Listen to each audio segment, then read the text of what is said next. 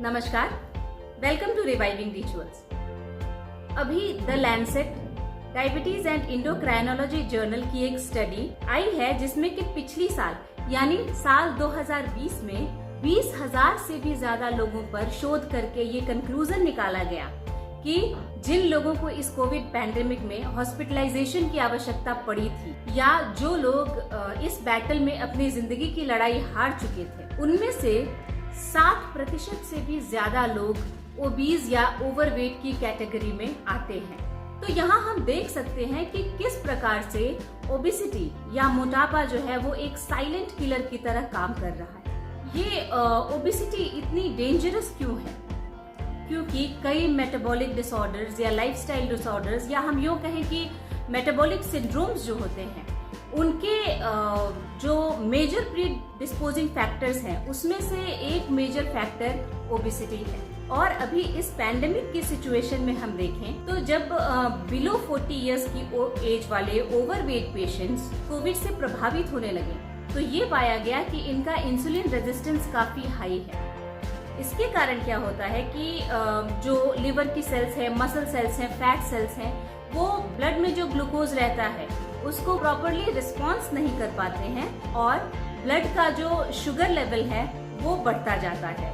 इसके साथ साथ में उनकी जो फेफड़ों की कार्य प्रणाली है वो गड़बड़ हो रही है और इनका जो रेस्पिरेटरी रिजर्व है वो काफी कॉम्प्रोमाइज हो रहा है, जिसके कारण जो बीमारी है वो आसानी से इनको अपना होस्ट बना ले रही है। तो एक बात ध्यान में रखने लायक है कि ये जो कंडीशन है शरीर के साथ, ये सिर्फ कोविड-19 को लेकर ही नहीं है बल्कि बाकी सारी व्याधियों में भी ये चीजें लागू होती हैं। अभी कोरोना की फर्स्ट वेव गई है, सेकेंड वेव चल रही है, थर्ड, फोर्थ, फिफ्थ पता नहीं कितनी वेव्स आ सकती हैं या फिर इस तरह के काफी हेल्थ हैजार्ड्स की संभावनाएं हमेशा हमारे पास बनी हुई है।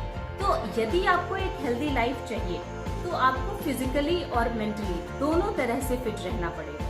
अब आयुर्वेद की दृष्टि से देखें तो ओबेसिटी या अति स्थूलता शरीर में होने वाले एक मैकेनिज्म के कारण है जिसको कि हम संतर्पण कहते हैं। ये संतर्पण बहुत सारी व्याधियों का रूट कॉज है, जैसे कि डायबिटीज है, डायबिटीज के complications, some liver disorders, lung diseases, heart diseases, anemia, some kind of skin disorders, some kind of urinary infection also, and some problems related to the digestive system, anemia, infertility, stupor, depression, and obviously obesity. तो वैसे तो लोग fitness को लेकर के आजकल काफी जागरूक हो गए हैं, लेकिन मैं अपनी तरफ से एक पॉइंट ऐड करना चाहूंगी। merely the inches, the scales and the waist size doesn't define your fitness. हर व्यक्ति, हर इंडिविजुअल का अलग बॉडी कंस्टिट्यूशन होता है, अलग बॉडी बिल्ड होती है, अलग इंड्योरेंस होती है, अलग स्ट्रेंथ होती है। तो जो ये फिटनेस है ना, ये बहुत ही इंडिविजुअलिस्टिक अप्रोच है। How Ayurveda defines obesity is स्फिक्स तनोदर लंबनम। दैट मीन्स कि जब आपके बटक्स, बस्ट और हिप्स चलते वक्त हिलने लगे, इनकी फर्मनेस खत्म हो जाए, इनके जो साइज है उसमें इंक्रीज आने लगे, तो आप समझ लीजिए कि आप स्थूल हो रहे हैं। और दिस इज द टाइम जब आपको इस फर्मनेस को रीगेन करना है। लेकिन आज के सिनेरियो में जो सबसे चिंताजनक बात है वो ये है कि आप कुछ भी करके हैशटैग जल्दी से जल्दी अपना वजन कम करना चाहते हैं, मगर इस जल्दी के कई दुष्परिणाम हो सकते हैं। जो फैट डाइट्स आजकल हम फॉलो कर रहे हैं वो ऐसा हो सकता है कि शरीर को अंदर से कमजोर बना दे और आपकी परफेक्ट इंचेस वाली बॉडी डिजीजेस से फाइट करने के लिए परफेक्टली प्रिपेयर्ड ना हो। तो फिर सोल्यूशन क्या है इसका?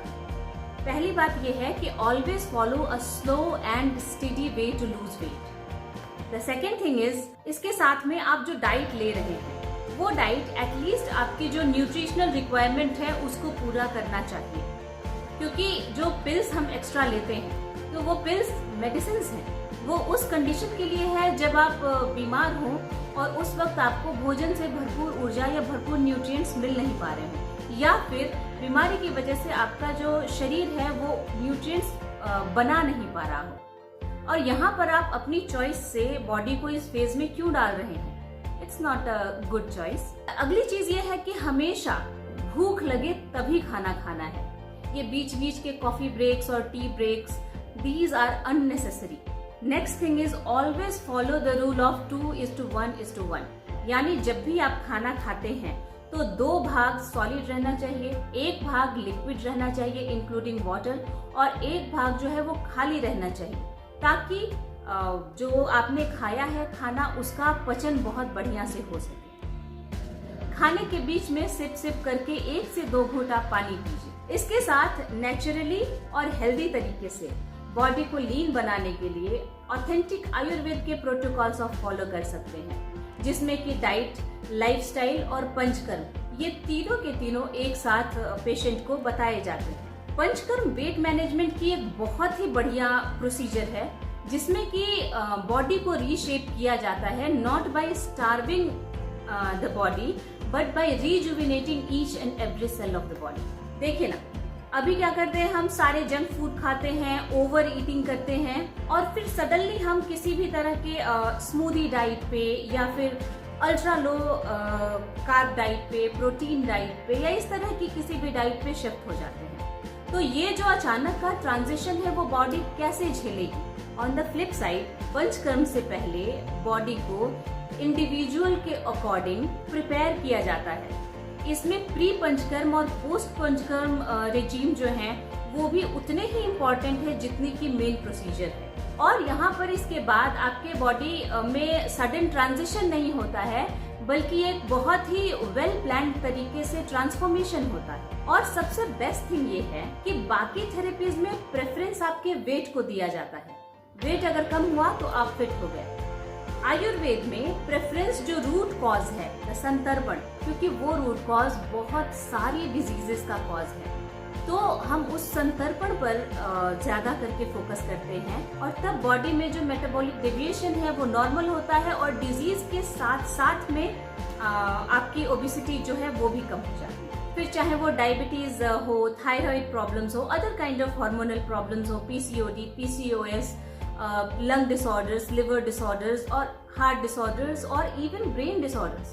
तो इस रूट कॉज को हमें डिटेक्टेबल और विजिबल जो फैक्टर्स हैं उनसे टैली करते हुए ट्रीट करना पड़ता है। ये जो कोविड-19 की सिचुएशन इस वक्त चल रही है वो एक आईना है हमें ये दिखाने के लिए कि our bodies are not prepared. We have to do something for our health management. If you have an access to any good ayurvedic physician, तो आप इस पैंडेमिक में भी अपनी हेल्थ का ख्याल रख सकते हैं।